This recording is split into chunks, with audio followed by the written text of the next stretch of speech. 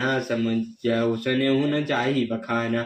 यह देख कर की माता स्नेह की मारे अधीर हो गई हैं और इतनी अधिक व्याकुल हो गई हैं कि मुंह से वचन नहीं निकलता। श्री रामचंद्र जी ने अनेक प्रकार से उन्हें समझाया, वह समय और स्नेह वर्णन नहीं किया जा सकता।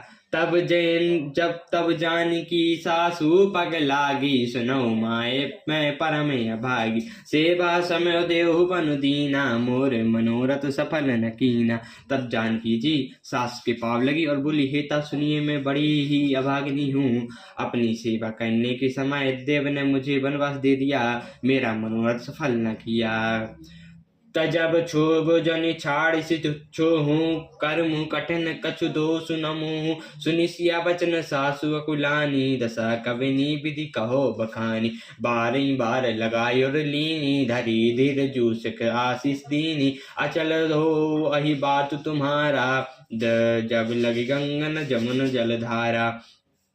आप क्रोध का त्याग कर दें, परंतु कृपा न छोड़िएगा, धर्म की गति कठिन है, मुझे भी कुछ दोष नहीं है। सीता जी के वचन सुनकर सास व्याकुल हो गई। उनकी दशा को मैं किस प्रकार बखान कर कहूँ। उन्होंने सीता जी को बार बार हृदय से लगाया और धीरज धर कर शिक्षा दी और आशीर्वाद दिया कि जब तक गंगा जी और यमुना जी की धारा बहे तब तक तुम्हारा सुहाग अचल रहे। सीताई सासु अशिष्ट सिख राम, दीन अनेक प्रकार सिया राम। चले नाये पद पद मुसर राम, अति हित बारही बार सिया राम। सीता जी को सास ने अनेकों प्रकार से आशीर्वाद दिया और शिक्षाएं दी और वे बड़ी ही प्रेम से बार बार चरणों में सिर नभा कर चली।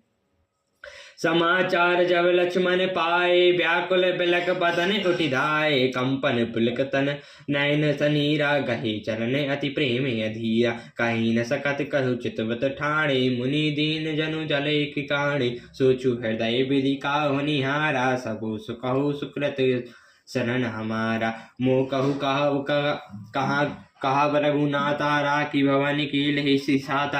राम बिलो कई बंधु कर जोरे गए, गए सब सन तनु तोरे।